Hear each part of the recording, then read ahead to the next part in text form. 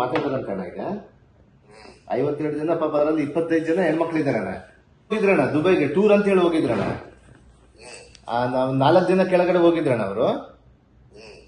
ಮೊನ್ನೆ ಸಡನ್ ಆಗಿ ಇವತ್ತು ಏರ್ಪೋರ್ಟ್ಗೆ ಬರೋಷ್ಟೊಳಗೆ ಅವ್ರಿಗೆ ಏರ್ ಸ್ಟ್ರೈಕ್ ಆಗಿದೆ ಅಂತೇಳಿ ಒಳಗೆ ಏರ್ಪೋರ್ಟ್ ಅಲ್ಲಿ ಕೂಡ ಕರ್ಕೊಂಡಿಲ್ಲ ಅವರು ಅವ್ರನ್ನ. ಪಾಪ ಎಲ್ಲೋ ರಸ್ತೆಯಲ್ಲಿ ಇದ್ರೆ ಮತ್ತೆ ಅಲ್ಲಿಂದ ಬಂದು ಎಲ್ಲೋ ಒಂದು ಹೋಟ್ಲಲ್ಲಿ ಉಳ್ಕೊಂಡ್ರಣ್ಣ ಈಗ 52 ಜನ.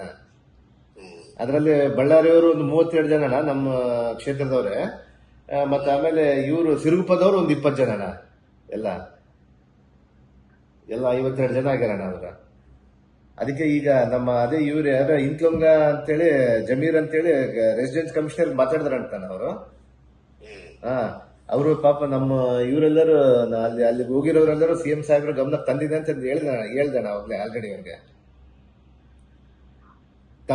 ತಮ್ಮ ಗಮನ ಬಂದ್ ಮಾಡಿದಾರಣ್ಣ. ಎಲ್ಲ ಏರ್ಪೋರ್ಟ್ ಎಲ್ಲ ಬಂದ್ ಮಾಡಿಬಿಟ್ಟಾರಣ್ಣ ಮಾರ್ಚ್ 2ನೇ ತಾರೀಕುವರೆಗೆ. ಏರ್ ಸ್ಟ್ರೈಕ್ ಆಗಿದೆ ಅಣ್ಣ ಅಲ್ಲಿ. ಆಮೇಲೆ ನಮ್ ಭರತ್ ರೆಡ್ಡಿನೂ ಅಲ್ಲೇ ಇದ್ದಾನಂತ.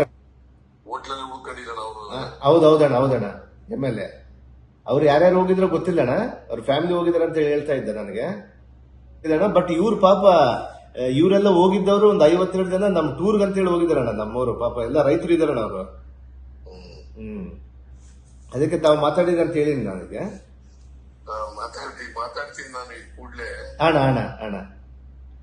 ಅಣ್ಣ CS ಒಂದ್ಸರ್ತಿ ಮಾತಾಡ್ಬಿಟ್ಟಣ ಸ್ವಲ್ಪ ಅಲ್ಲಿ ಅಣ್ಣ ಅದೇ ಅವ್ರು ಮುಂದೆ ಮಾತಾಡ್ಬಿಟ್ರೆ ನಮ್ಮ ಪಾಪ ಅಂಜು ಪರ್ವೇಜ್ ಮಾತಾಡಿದ್ರಣ್ಣ ಈಗ. ಅವ್ರಿಗೆ ಮಾತಾಡಿ ಮತ್ತೆ ಅವರು ರೆಸಿಡೆಂಟ್ ಕಮಿಷನರ್ಗೂ ಮಾತಾಡಿ ನಾನು ಜಮೀರ್ ಅವ್ರಿಗೂ ಮಾತಾಡ್ದಣ್ಣ ಈಗ ಡೆಲ್ಲಿಯಲ್ಲಿ.